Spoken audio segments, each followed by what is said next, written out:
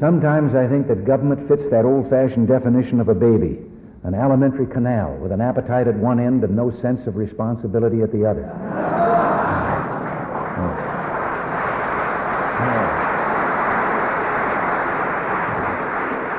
There are 73 million of us working and earning in the private sector. We support ourselves and our dependents. We support, in addition, 81 million other Americans totally dependent on tax dollars for their year-round living. Now, it's true that 15 million of those are public employees, and they also pay taxes. But their taxes are simply a return to government of dollars that first had to be taken from the 73 million. I say this to emphasize that the people working and earning in the private sector are the only resource that government has. Political demagogues, aided by spokesmen for a variety of causes, some worthy in themselves but questionable as to whether they're a proper concern of government, have created a political and economic mythology widely believed by too many people. This is why we need the communications. This, more than anything else, has increased government's ability to interfere as it does in the marketplace. Profit is a dirty word, blamed for most of our social ills. In the interest of something called consumerism, free enterprise is becoming far less free. Property rights are being reduced and even eliminated in the name of environmental protection. It is time that a voice be raised in behalf of the 73 million, pointing out that profit, property rights, and freedom are inseparable, and you cannot have the third unless you continue to be entitled to have the first two.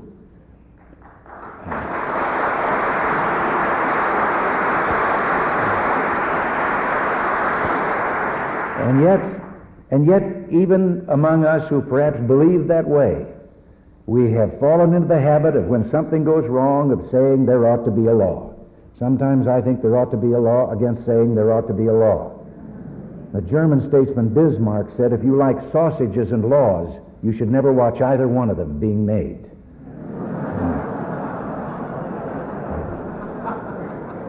It's difficult to understand the ever-increasing number of intellectuals in the groves of academia, present company excepted, who contend that our system could be improved by the adoption of some of the features of socialism. It isn't that these eminent scholars are ignorant, it's just that they know a number of things that aren't true. In any comparison between the free market system and socialism, nowhere is the miracle of capitalism more evident than in the production and distribution of food. We eat better for a lower percentage of earnings than any other people on earth. It averages about 17% of the average family income after taxes. The American farmer is producing 2.5 times as much as he did 60 years ago, with 1/3 the man-hours on 1/2 the land. And if his counterparts worldwide could reach his level of skill, we could feed the entire world population on 1/10 of the land that is now being farmed worldwide. The biggest example, I think, of course, comes when you compare the two superpowers.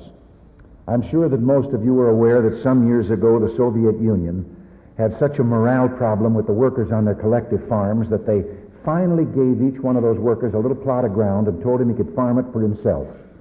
And if he wanted to, he could sell in the open market what he raised. Today, less than 4% of Russia's agricultural land is privately farmed in that way. And on that 4% is raised 40% of all of Russia's vegetables and 60% of all the meat.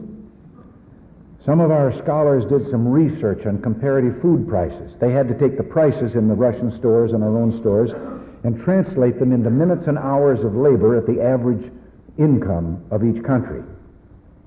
And with one exception, they found that Russians have to work 2 to 10 times as long to buy the various food items than do their counterparts here in America. The one exception was potatoes. There, the price on their potato bins worked out to less work time for them than it did for us. There was one hitch. They didn't have any potatoes. And yet, in spite of all the evidence that points to the free market as the most efficient system, we continue down a road that is bearing out the prophecy of that Frenchman who came here 130 years ago, de Tocqueville. He was attracted by the miracle that was America. Think of it, our country was only 70 years old, and already we had achieved such a miracle of standard of living and of productivity and prosperity that the rest of the world was amazed. So he came here and he looked at everything he could see in our country, trying to find the secret of our success, and then went back and wrote a book about it. But even then, 130 years ago, he saw signs that prompted him to warn us that if we weren't constantly on guard, we would find ourselves covered by a network of regulations controlling every activity. And he said if that came to pass, we would one day find ourselves a nation of timid animals with government the shepherd.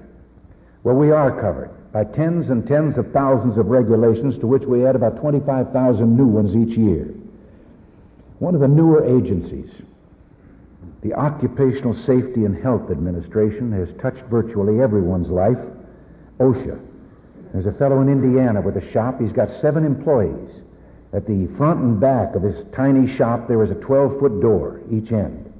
OSHA has just told him he has to install exit signs in the event that a new employee might become confused in case of fire and not be able to find his way out. He asked a pretty logical question. He said if he can't see a 12-foot door, how is he going to see that exit sign?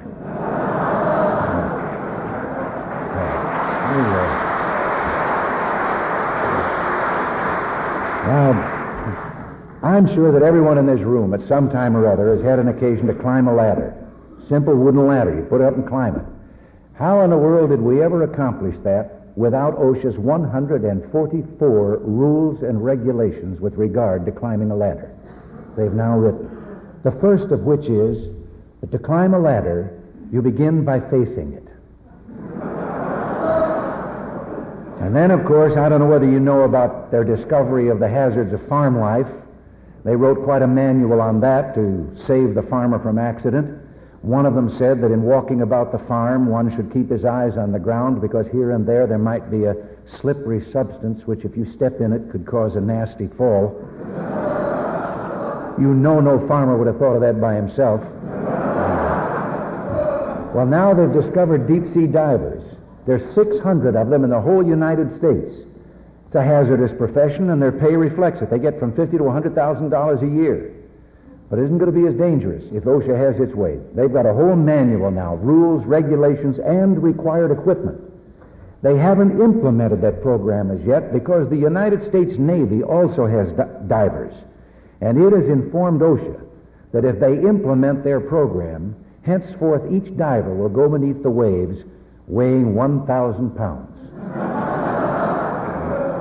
The General Accounting Office, which is responsible for public employees' safety, has just recently inspected the building in Washington where OSHA is headquartered. They have found it in violation of 300 of OSHA's safety rules.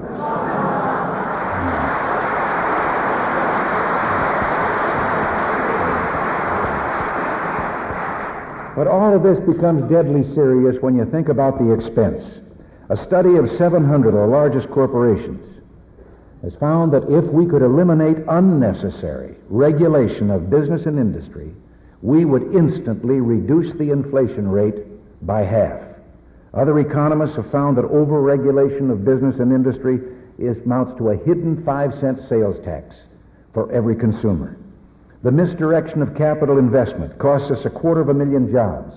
That's half as many as the president wants to create by spending $32 billion over the next 2 years. And with all of this comes a burden of government-required paperwork. It affects education. All of you here are aware of the problems of finance in education, particularly at the private educational institutions. I had the president of a university tell me the other day that government-required paperwork on his campus alone has raised the administrative cost from $65,000 to $600,000. That would underwrite a pretty good chair. Now, the president of the Eli Lilly Drug Company says their drug company spends more on time, man-hours, on government-required paperwork than they do today on heart and cancer research combined. He told of submitting 1 ton of paper 120,000 pages of scientific data, most of which he said were absolutely worthless for FDA's purposes, in triplicate, in order to get a license to market an arthritis medicine. So the United States is no longer first in the development of new health-giving drugs and medicines. We're producing 60% fewer than we were 15 years ago. As late as 1962, the average cost of developing and testing a new medicine was about $1 million, and it took about 2 to 4 years. Now, it is $40 million and takes anywhere from 7.5 to 20 years. The change came with the adoption of some amendments to the Food, Drugs, and Cosmetic Act of 1962. We could do something about it. There's a young rancher who's now a congressman, Steve Sims. There in Washington, he has before Congress, with 113 co-signers, a bill to simply repeal those amendments and not replace them with anything. It wouldn't affect our safety one bit. All it takes to get them repealed is if enough people could be aware that that bill is there and write letters to their congressmen and their representatives and make them know that we want such a bill passed. Why not? It adds 50 cents to the cost of this paperwork that I'm talking about, adds 50 cents to the cost of every prescription written in the United States. Now, maybe some say, well, it's not our problem. Leave it to the drug industry.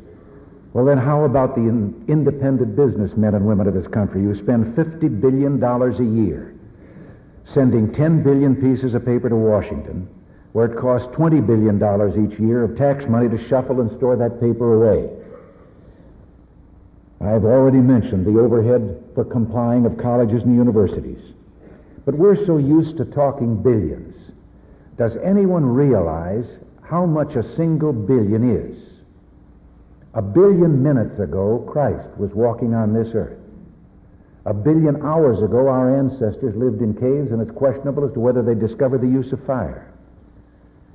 $1 billion ago was 19 hours in Washington, D.C., and it'll be another billion in the next 19 hours and every 19 hours until they adopt a new budget, at which time it'll be almost 1.5 billion. But let me really paint the picture for you. If you gentlemen sent your wives out on a shopping spree and gave them each $1 billion, but told them not to spend more than $1,000 a day, they won't be home for 3,000 years.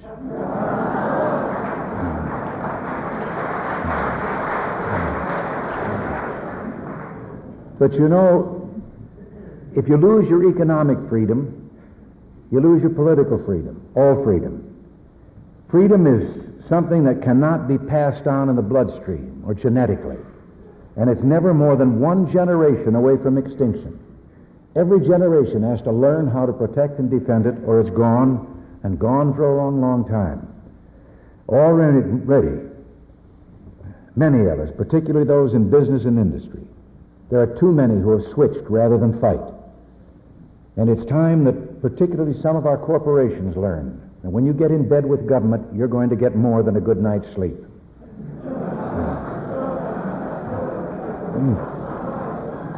We should take inventory and see how many things we can do ourselves that we've come to believe that only government can do. Let me take one that I'm sure everyone thinks is a government monopoly, and properly so. But do you know that in Scottsdale, Arizona, there is no city fire department? But the per capita fire loss is 1/3 of that of other cities of similar size, and the per capita cost for fire protection, 1/3. And the insurance rates reflect this. Scottsdale contracts out with a private, profit-making firefighting company, which now has about a dozen clients out in the western states, cities doing the same thing.